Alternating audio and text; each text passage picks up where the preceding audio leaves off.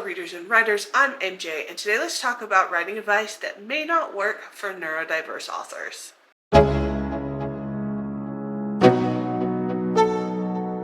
We're going to be going over 5 pieces of advice that is commonly given out to writers, but may not work very well if you are neurodiverse. And to be honest, it may not work completely well even if you're neurotypical.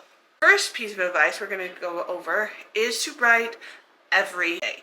This is commonly told to authors that you need to hone your craft and write every single day.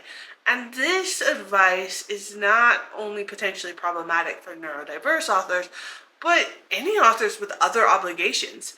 If you're taking care of a household or working another full-time job, it just may not be possible for you to write every single day. Neurodiverse authors in particular tend to have good days and not so good days. On not so good days, you just may not be able to write, and on better days you may be extremely productive. And to not always have the same energy to give to your writing is perfectly acceptable. For me personally, I do have a specific daily writing goal, but this is a flexible writing goal. So I do a lot of mine based off of time during the day, just because over time I found out that that works best for me. And so while I may try to write that specific amount of time every single day, it doesn't always happen. So I do carryover time. So if I do not get to my writing goal for a specific day, I will keep that throughout the week and try to then get it on other days. I do not schedule writing time on the weekends because this is my catch-up writing time. I mean, theoretically, I would like the weekends to give myself a break to rest and recharge, but in reality, weekends tend to be catch-up time for me. So any writing I don't get done during the week, I try to get caught up on the weekend. And honestly, if it has been a week where I just can't meet the goal, I personally am okay with that. I did my best. I need to start fresh the next week. So I don't carry over this time to the next week where I write. I start over and I start getting to my goal. I don't always make my writing goal every single week. And occasionally, I end up writing even more, especially if I have a deadline. But for the most part, my writing goal is something I've created over time and over years as something that I know I'm capable of. And so it works out pretty well for me, as long as I'm flexible for the days that I get it done. This is not necessarily going to work for you, and that's okay. That's one of the things as being a neurodiverse author, is to find out what works specifically for you and not what works for everyone else. It's going to depend on your situation. And your specific situation is not going to always be the same. If you're autistic, you may have autistic burnout, and it may be impossible for you to write during that time, and it may be best not to write during that time. And use that as rest and recovery to then come back to your craft when you are able. Even if you can't write every single day, you are an author. The second piece of advice is to write your own voice. And while I agree with this in principle, it doesn't always work out for neurotypical authors, because as much as we want to write our own voice, create our own voice, and have readers understand us, the publishing world is geared towards neurotypical readers, even for self-published books. And as an autistic author who writes a lot of autistic characters, I've really had to come to terms with the fact that I had to modify my voice to be understood by my readers who are not autistic, while also not compromising the autistic perspective. And this is an extremely fine line to walk. As an author, I'm continually trying to figure out how to do this, how best to do this, and it changes per book, per character. And I know this is not unique to neurodiverse authors. This is something that every author who is not traditionally white, male, cis, straight, has to walk in their own books. I'm sure if you've been online in the book community, you've seen the controversy over readers not wanting to read books that they don't relate to. And this specifically goes back to neurodiverse authors writing, having their own voice. We have to interpret our voice for neurotypical writers, or we're not going to sell books. And as much as writing for writing's sake is great, and if that is your end goal, that's perfectly fine. Most of us need to at least make some money to pay for writing, and that requires, in addition to having our target audience, also having neurotypical readers, and so adapting our voice so that's understandable by neurotypical readers. So I'm going to give a specific example to this. When I write, a lot of times in the middle of a scene with my autistic characters, I do not put like emotional recognition in.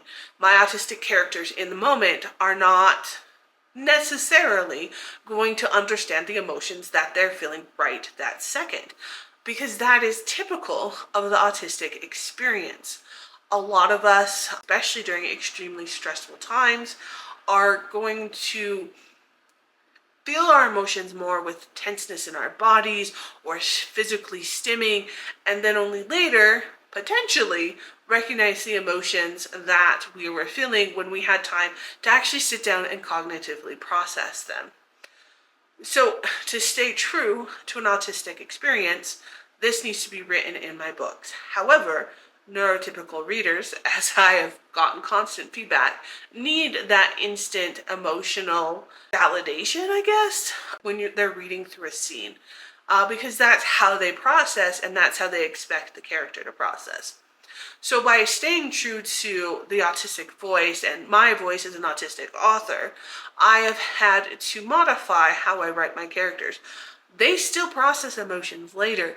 I just now have to translate that to my neurotypical readers. And it's a fine line through a lot of things to stay true to the characters, stay true to my own personal voice, but also translate that voice over to readers who may not experience the world the same way.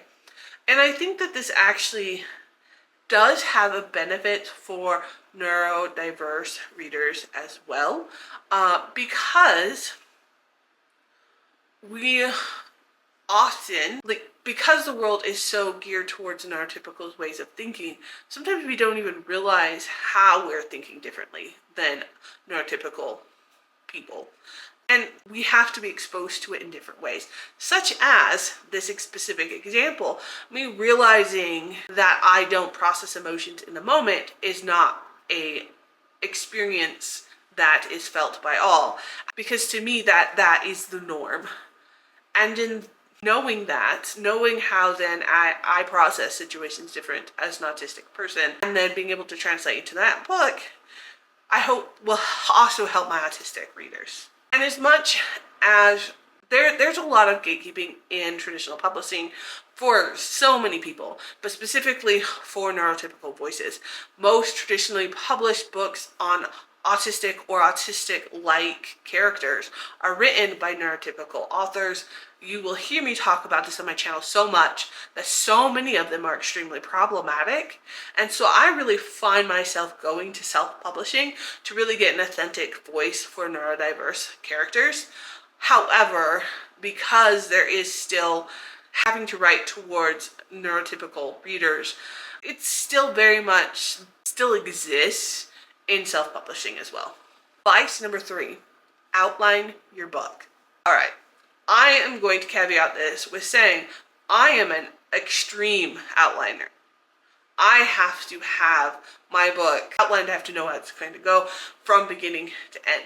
My creative exploration process happens while I'm outlining this book, and while I may make some variations as I'm going and writing through the story, for the most part I need to know what's going to happen. So I am very much an outliner. However, to say that every neurodiverse author needs to be the same way is not accurate or appropriate. You do not have to outline your novel. If your best way to write is to sit down to a blank screen and see what comes, go for it. There is no right or wrong way to writing as long as you get your story out there.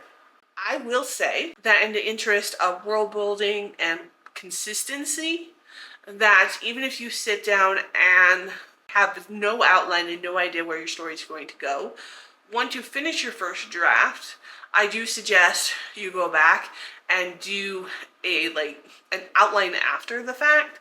And this is just making sure that you're hitting all the plot points, that you're staying consistent, that something that you built up in chapter 2 is going to then be seen later in your book, and something that happens later in the book, there's like foreshadowing or is consistent with what happens in the first part of your book.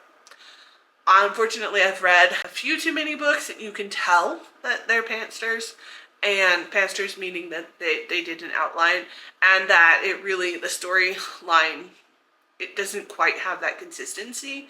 And so while you do not need to write with an outline, if you don't use an outline at some point in your process, you need to make sure that your world building is consistent, your characterizations are consistent throughout your novel. Now, how that looks is going to depend upon you.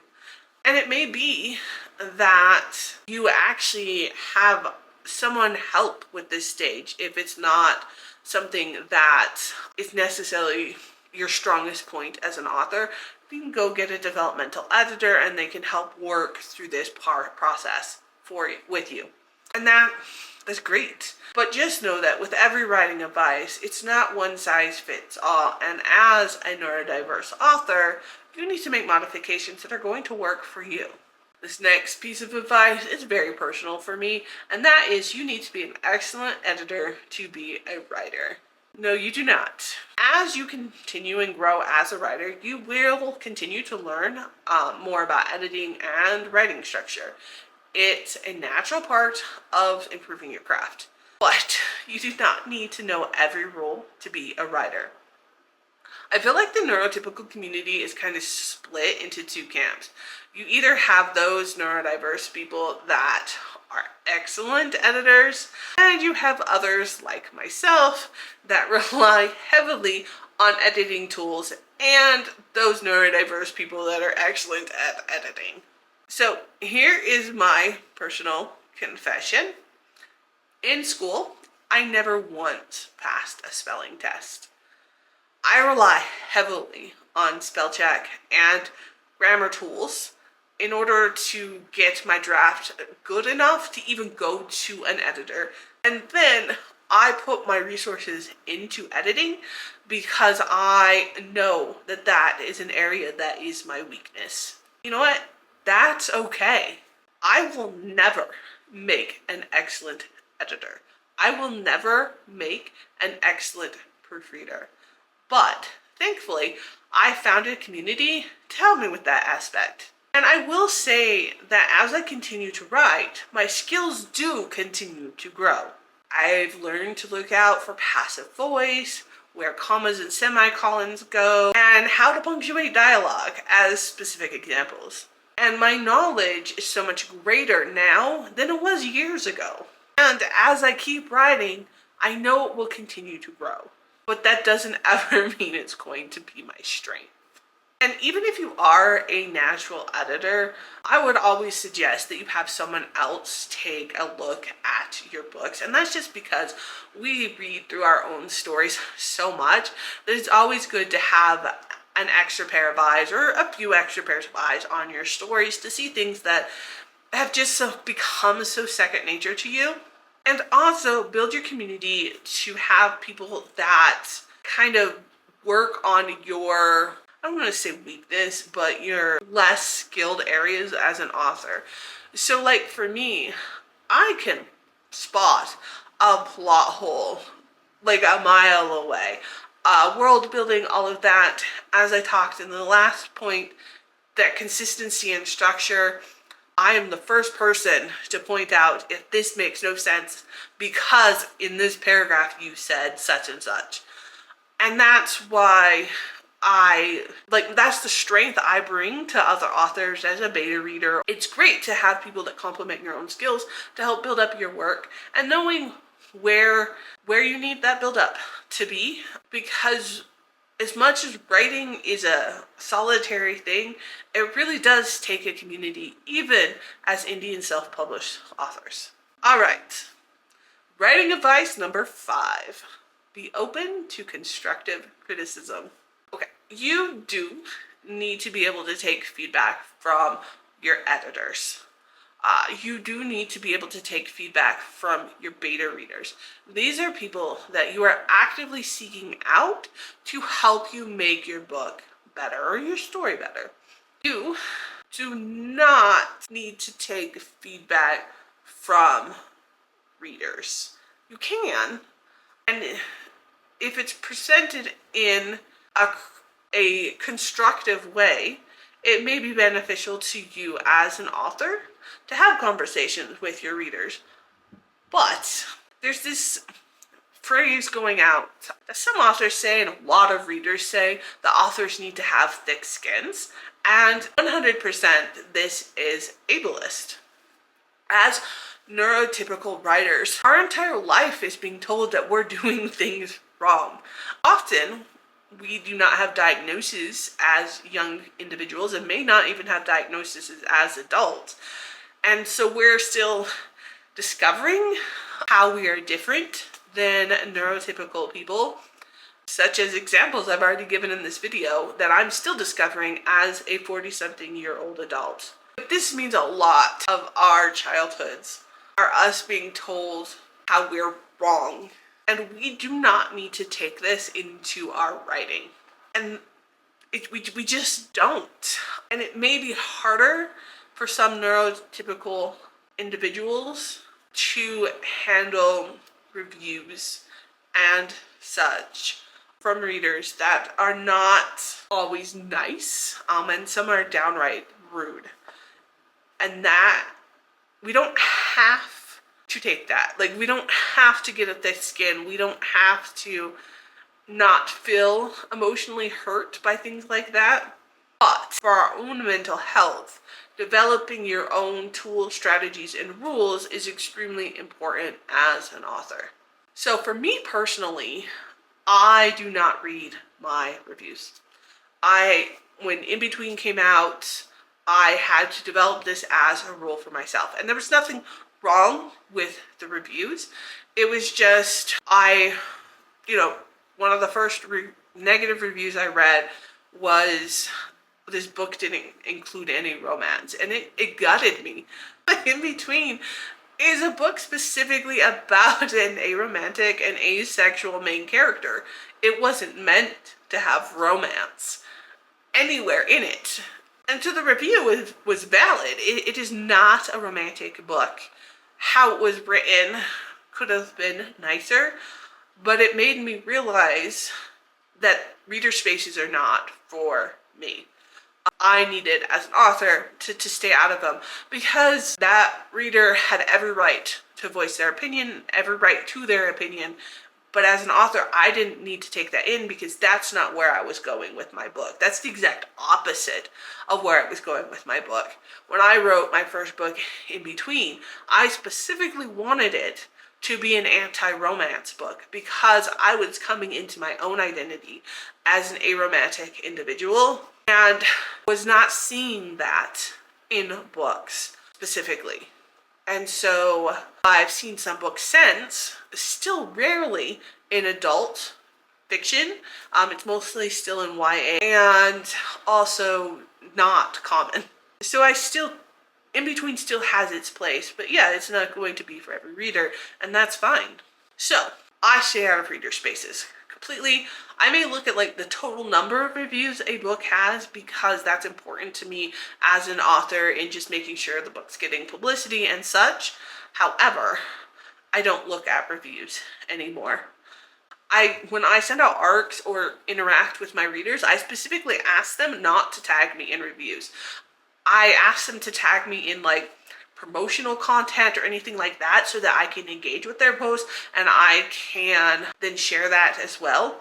but I do ask that in specific reviews that I'm not tagged in that content. Occasionally I am, and I do still try to engage with the readers as best I can while not reading the review, honestly, because their thoughts are their own. And I just want to say that even like glowing reviews, 5-star, this is the best book I've ever read, I can still perseverate on like one aspect of that review for years. It's not even for me specifically like negative or positive, because I don't necessarily believe there's negative or positive reviews, but it's just not healthy for me to read a review of my book. I do engage with people, specifically select individuals, and encourage my ARC readers that if they want to have a constructive conversation to reach out to me. But I don't, I do limit that to specific discourses. And for me specifically, this has been a really good policy. It has helped me to grow as an author and has helped me to have enough self-esteem to not move past imposter syndrome, but cope with my own imposter syndrome. And I will say that as you engage with like editors and beta readers that are going through your book, those people that you are having those constructive conversations with, it is important that you do have those people that are having positive discourse with you. I have the most amazing editor that I have found, and when I get feedback back from my editor, they actually have a sheet that is like, basically, before you read these edits, know this. And it's just this affirming sheet of positive things about the book, and basically like, yes, there's all these edits in your book, but you are not a horrible writer. And just that affirming, to sit with that before you then go do edits, has been so important to me as an author. And I think it's absolutely amazing that they do that. And I'm so lucky to have found this editor, as well as the other people that I do engage with, my writing critique group, all of those people I've built up that we have constructive criticism or conversations with each other, not destructive conversations. With all those advice that may not be helpful for you as a neurotypical writer, I do want to give 2 pieces of advice that I do think is important for neurotypical and neurodiverse authors. And the first is to read. As writers, we're going to continue to grow, or we want to continue to grow in our craft. And one of the ways to do this is to engage with other works. There are some writers that do not read at all. And I would encourage writers with this perspective to take a step back and think about how this is helpful to you as an author. If you look at any profession, how they get better is through practice and visualization. Professional athletes, they just don't go out and play. They have practices, they watch their own performance, they watch performances of other athletes. There's this whole process to their art form that we don't see when we go watch them perform in a game or a competition. And as authors, we should be having that same behind the scenes to grow as authors. This is by reading other works, this is by engaging with other authors. I firmly believe that we should continue to grow.